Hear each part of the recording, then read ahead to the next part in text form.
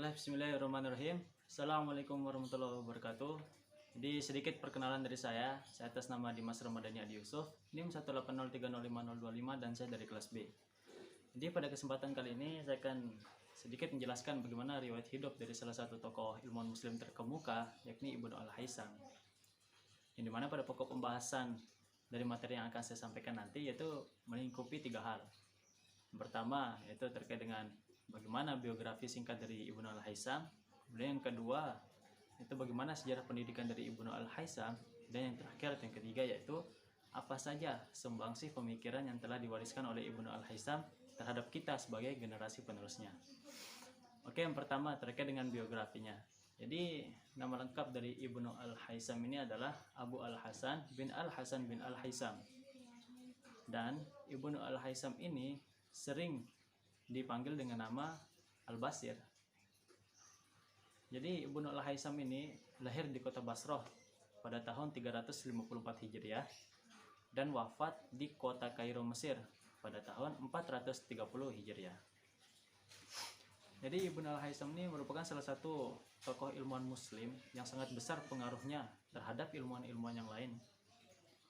Hanya saja di balik ketenaran yang ada dalam dirinya itu, ternyata Ibnu Al-Haisam merasa telah dizolimi sebanyak dua kali. Yang pertama, beliau dizolimi oleh para ilmuwan dan sejarawan dari barat. Kemudian yang kedua, beliau dizolimi oleh orang muslim itu sendiri. Para ilmuwan dan sejarawan barat mencuri kekayaan intelektual dari Ibnu Al-Haisam sehingga ditransformasi menjadi keilmuan mereka murni dari barat, sehingga benih-benih keilmuan Islam itu telah dihilangkan oleh orang-orang barat. Dan kemudian orang-orang muslim menzalimi dia itu dibuktikan dengan bagaimana miskinnya literasi dari umat muslim saat ini.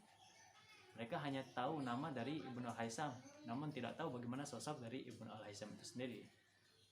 Oke, jadi itu sedikit gambaran atau biografi singkat dari Ibnu Al-Haisam.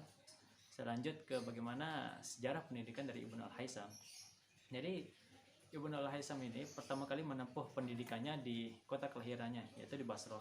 Kemudian beliau lanjutkan lagi menempuh pendidikan di kota Baghdad. Nah, di Baghdad ini Ibnu Al-Haisam mempelajari beberapa keilmuan, yaitu tentang ilmu-ilmu agama, keilmuan-keilmuan barat, ilmu matematika, astronomi, kedokteran, dan juga ilmu filsafat. Kemudian beliau lanjutkan lagi menempuh pendidikannya di kota Kairo, Mesir. Nah, di Kairo, Mesir inilah beliau menghabiskan sisa kehidupannya.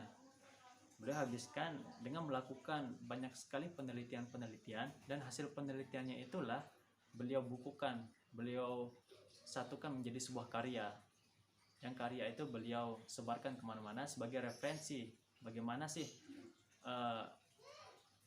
hasil penelitian dalam bidang ilmu pengetahuan alam yang telah diciptakan oleh Ibnu Al-Haisam.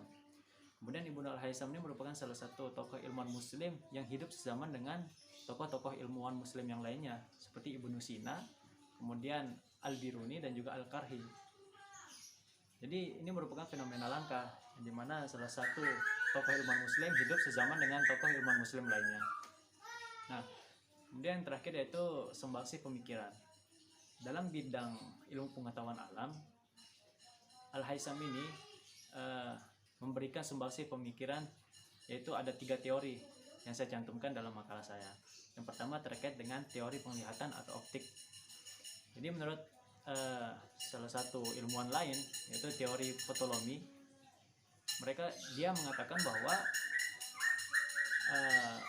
cahaya, bahwa suatu benda yang kita lihat itu merupakan pancaran cahaya dari yang mata. Maksudnya mata ini mengeluarkan cahaya sehingga mata ini mampu melihat benda yang dilihat.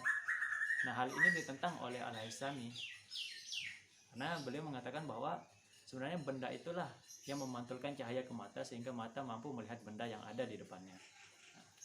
Nah, yang kedua, Al-Haisami berhasil menciptakan kaca cekung dan juga kaca cembung. Jadi kaca-kaca ini digunakan untuk melakukan penelitian-penelitian dan penyelidikannya selama berada di Kairo, Mesir. Kemudian terakhir yaitu terkait dengan pembiasan atau teori pembiasan cahaya. Nah, mungkin semasa SD atau SMP kita diberitahu bahwa teori ini muncul atau digaungkan oleh Isaac Newton. Padahal aslinya jauh sebelum Isaac Newton, Al-Haythami telah memperkenalkan bagaimana teori pembiasan cahaya ini. Ini merupakan salah satu rahasia terbesar Muslim yang disembunyikan oleh orang-orang Barat. Nah, sekiranya mungkin itu saja yang dapat saya sampaikan. Kurang lebihnya saya mohon maaf. Billahi taufiq wal hidayah. Wassalamualaikum warahmatullahi wabarakatuh.